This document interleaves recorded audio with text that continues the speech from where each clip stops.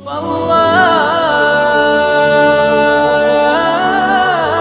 ghafurur rahim.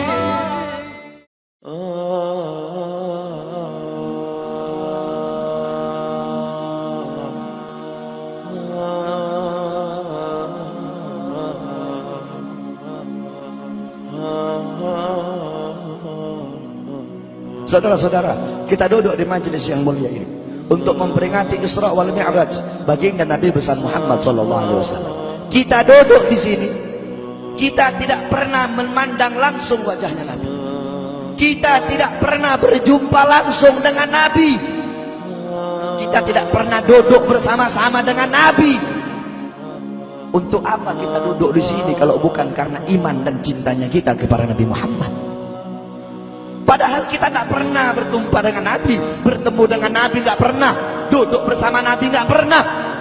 Tapi kita beriman kepada Nabi Muhammad. Kita cinta kepada Nabi Muhammad. Kita umat yang dirindukan oleh Nabi, umat yang dicintai oleh Nabi. Rasulullah ketika beliau sedang duduk bersama para sahabat, Rasulullah berkata, "Wahai para sahabat, tahukah kalian golongan-golongan yang soleh? Tahukah kalian golongan-golongan yang mulia?" Sahabat berkata, "Apakah para malaikat ya Rasulullah?" Rasul berkata, "Bagaimana mungkin malaikat tidak mulia sedangkan mereka berada di sisi Allah? Ada lagi yang mulia. Apakah para nabi dan rasul? Bagaimana mungkin nabi dan rasul tidak mulia sedangkan Allah menurunkan wahyu untuk mereka? Ada lagi yang mulia. Apakah kami ya Rasulullah? Bagaimana mungkin kalian para sahabatku tidak mulia sedangkan aku berada di tengah-tengah kalian? Ada lagi yang mulia." Kata sahabat, "Allah dan engkau yang lebih tahu ya Rasul." Rasulullah menundukkan kepala, Nabi Muhammad menundukkan kepala. Dari kedua pelupuk mata beliau mengeluarkan air mata, membasahi pipi beliau sampai ke janggutnya beliau. Beliau menundukkan kepala sambil menangis dan beliau berkata, "Golongan yang mulia ini, golongan yang soleh ini, mereka golongan-golongan yang adanya nanti di akhir zaman. Mereka tidak pernah duduk bersamaku, mereka tidak pernah memandang wajahku, mereka tidak pernah mendengar langsung kata-kataku, akan tetapi mereka beriman kepadaku," kata Rasul. "Mereka umat yang aku rindukan, mereka umat yang aku cintai. Tuba liman yarani wa amana bi, wa tuba summa tuba liman lam yarani wa amana bi." Sungguh beruntung orang-orang yang beriman kepadaku, kemudian orang-orang yang melihatku kemudian beriman kepadaku. Dan sungguh beruntung, dan sungguh beruntung, dan sungguh beruntung. 3 kali keberuntungan, 3 kali kemuliaan bagi orang-orang yang tidak pernah melihatku akan tetapi mereka beriman kepadaku. Siapa? Kita umat Nabi Muhammad SAW. Kita tidak pernah memandang wajah Nabi, tidak pernah berkumpul dengan Nabi, tapi kita beriman kepada Nabi Muhammad. Apalagi kita umat Islam Indonesia. Umat Islam Indonesia, umat yang dicintai oleh Rasulullah As-Sayyid Al-Habib Muhammad bin Ali Al-Maliki. Ketika beliau berziarah ke makam Nabi Muhammad, dalam keadaan sadar beliau berjumpa langsung dengan Nabi Muhammad. Di belakang Nabi Muhammad ada ribuan orang. Habib Muhammad pun bertanya, "Ya Rasulullah, siapa yang ada di belakangmu ini ya Rasulullah? Ribuan orang ini, ribuan golongan ini siapa ya Rasulullah?" Rasulullah berkata, "Ini mereka yang ada di belakangku. Mereka adalah umat Islam yang aku cintai. Mereka umat Islam yang ada di Indonesia," kata Rasulullah SAW. Kita dicintai oleh Rasul. Kenapa? Coba kita lihat di Indonesia, saudara-saudara. Kalau bulan Maulud, kalau bulan Rabiul Awal, di kampung-kampung, di musola-musola, setiap masjid, setiap langgar, setiap pesantren, setiap RT, setiap RW pasti bikin maulid Nabi Muhammad.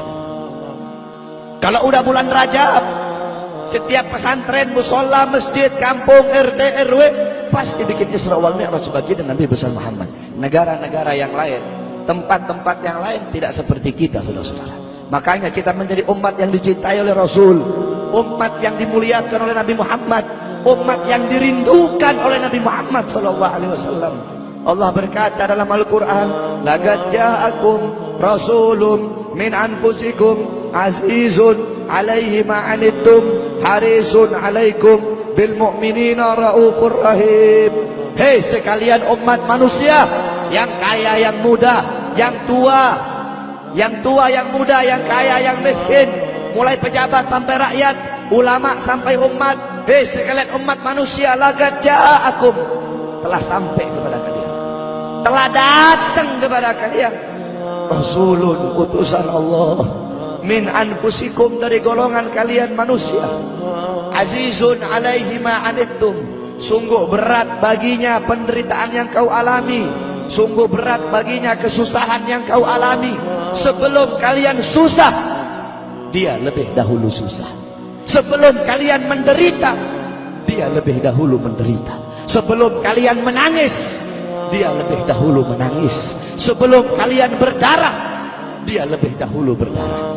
Azizun alaihi ma antum, harisun alaikum, dia menjaga kalian, menjaga akidah kalian, keyakinan kalian, tauhid kalian, syariat kalian, salat kalian, agar kalian tidak menyimpang, agar kalian tidak tersesat, agar kalian tetap berada di jalannya Allah. Bil mu'minina raufur rahim, kepada orang-orang yang beriman beliau sangat cinta, beliau sangat sayang, beliau mencintaimu sebelum engkau mencintainya, beliau merindukanmu sebelum engkau merindukannya. Siapa beliau? Siapa dia? Dia adalah seorang manusia yang mengorbankan jiwanya, mengorbankan nyawanya, mengorbankan darah dan hartanya demi kita sebagai umat.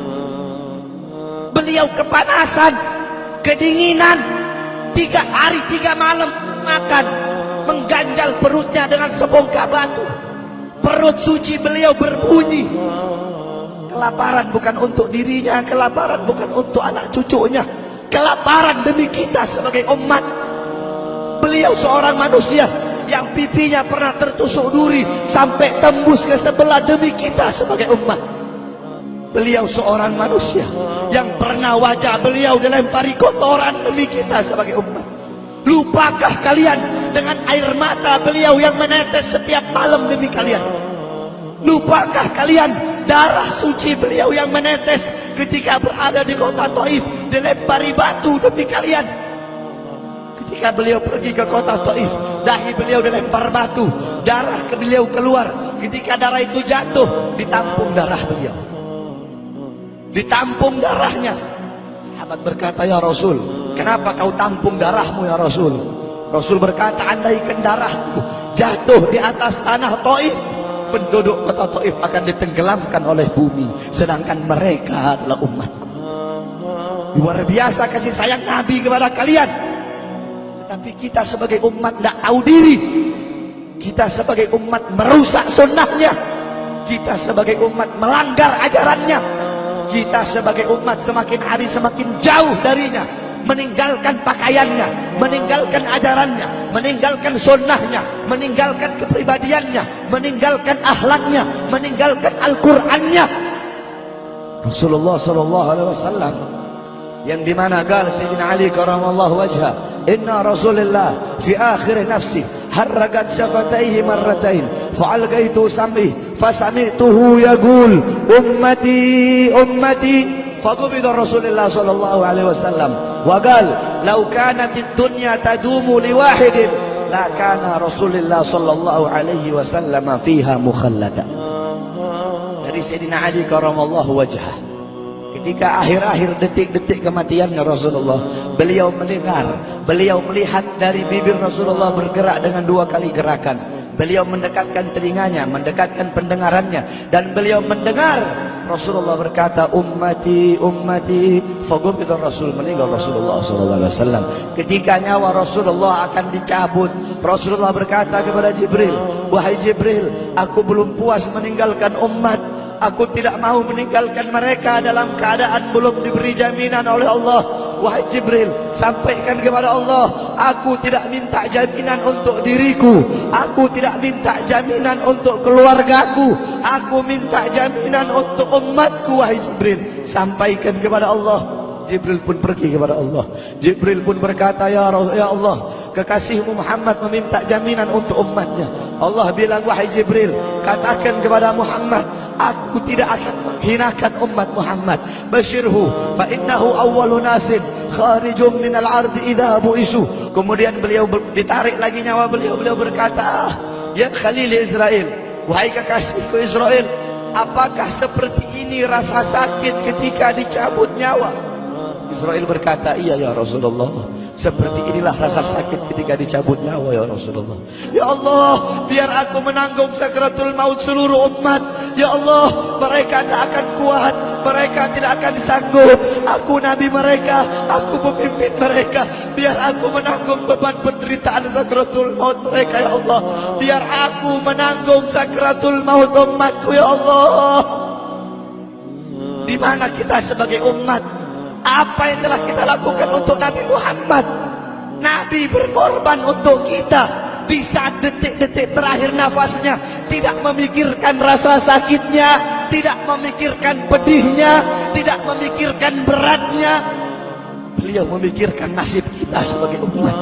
Kelak di yaumil qiyamah, ketika para nabi dan para rasul berkata, nafsi nafsi, nafsi nafsi, diriku sendiri, jiwaku sendiri, aku urus urusanku sendiri, aku tidak bisa tolong kalian. Ketika para nabi dan rasul, mereka tidak bisa menolong kita. Rasulullah Muhammad ibni Abdullah, Nabi Muhammad bersujud kepada Allah, Nabi Muhammad bertekuk lutut, beliau bermohon kepada Allah. Beliau berkata, ya Allah, aku tidak minta pengampunan untuk diriku, wala Fatimah, wala Hamzah. Aku tidak minta pengampunan untuk Fatimah, aku tidak minta pengampunan untuk Hamzah. Aku cuma minta pengampunan untuk umatku ya Allah, untuk umatku ya Allah. Rasulullah tidak meminta pengampunan untuk dirinya, tidak meminta pengampunan untuk anaknya, tidak meminta pengampunan untuk paman bibinya, tidak meminta pengampunan untuk keluarga atau anak cucunya, tetapi beliau meminta pengampunan untuk kalian sebagai umat. Karena begitu cintanya beliau kepada umat, karena begitu sayangnya beliau kepada umat, sampai-sampai beliau berkata, lau yushaku ahadukum li syaukatin fi rijlih la ajidu ala ma'a fi qalbi. Andaikan kalian, salah satu dari kalian kakinya tertusuk duri, andaikan salah satu dari kita yang duduk di sini kaki kita ada yang terkena duri, pasti kita merasakan sakit. Apa kata Rasul? Maka aku tidak merasakan apa yang kalian rasakan, kecuali yang aku rasakan, sampai dalam hati aku rasakan rasa sakit kalian. Ya, bagaimana cintanya Rasul kepada kita? Apa yang sudah kita lakukan untuk Nabi? Sudahkah kita mengorbankan kedua mata kita untuk memandang hal-hal yang disukai oleh Nabi? Sudahkah mengorbankan kedua tangan kita memberi makan golongan-golongan yang dicintai oleh Nabi? Mengorbankan lidah kita untuk mendakwahkan, mensuarakan ajaran syiar Nabi? Sudahkah mengorbankan kedua kaki kita melangkah ke tempat-tempat yang diridhoi oleh Nabi?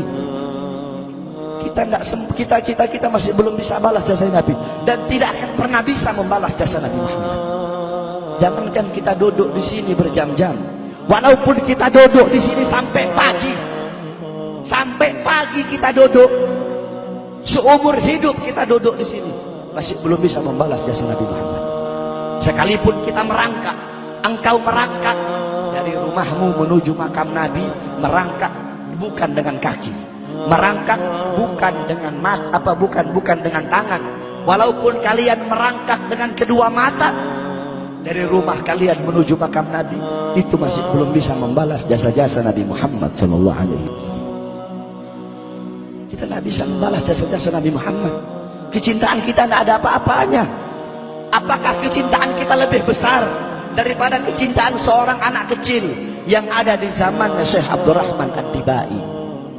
Di zaman Syekh Abdurrahman Ad-Dibai, pengarang Maulid Diba, ketika beliau ingin berziarah ke makamnya Rasul, ketika beliau ingin ziarah ke makamnya Nabi, ada satu orang anak kecil ingin ikut berziarah.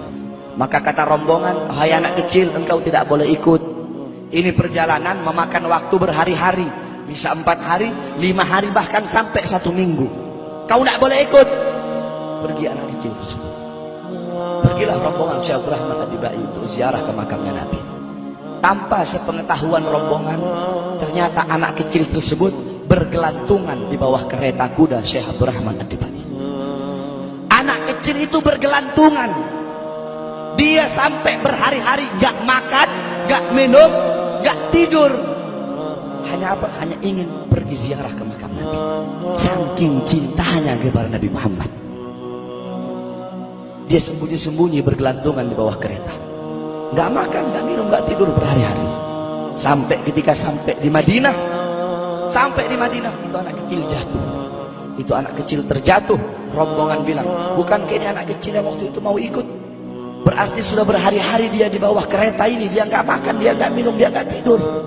Anak kecil itu berlari. Anak kecil itu berlari sampai dia terjatuh. Saking bahagianya, dia sudah sampai di Madinah. Dia ambil debu-debu Madinah, pasir Madinah, dia ambil, dia usapin ke mukanya. Saking bahagianya, sampai itu anak mati. Anak kecil tersebut mati membawa kecintaannya kepada Nabi Muhammad. Anak kecil itu mati, gak makan berhari-hari, gak tidur, gak minum, hanya ingin ziarah ke makam Nabi Muhammad. Padahal anak kecil itu tidak pernah memandang Nabi, tidak pernah berkumpul dengan Nabi, tapi kecintaannya luar biasa kepada Rasulullah. Akhirnya anak itu dimakamkan oleh Syekh Abdurrahman Ad-Dibai di Madinah. Anak kecil itu dimakamkan di Madinah. Nah, setiap tahun Syekh Abdurrahman Ad-Dibai ziarah ke makamnya Nabi, pasti ziarah ke makam itu anak kecil. Yang anehnya, setiap Syekh Abdurrahman Ad-Dibai ziarah makam anak kecil tersebut, kubur anak kecil tersebut bergeser dengan sendirinya mendekati makam Nabi Muhammad SAW. Sampai sekarang makam anak kecil itu ada di samping Masjid Nabawi. Saking cintanya anak kecil tersebut kepada Rasulullah SAW. Kecintaannya kita nggak ada apa-apanya. Kita tiap hari maksiat, tiap hari berbuat dosa, melakukan hal-hal mungkarat, dhalalat, sayyiat. Takutlah kita kepada Allah. Kembalilah ke ajaran Nabi Muhammad.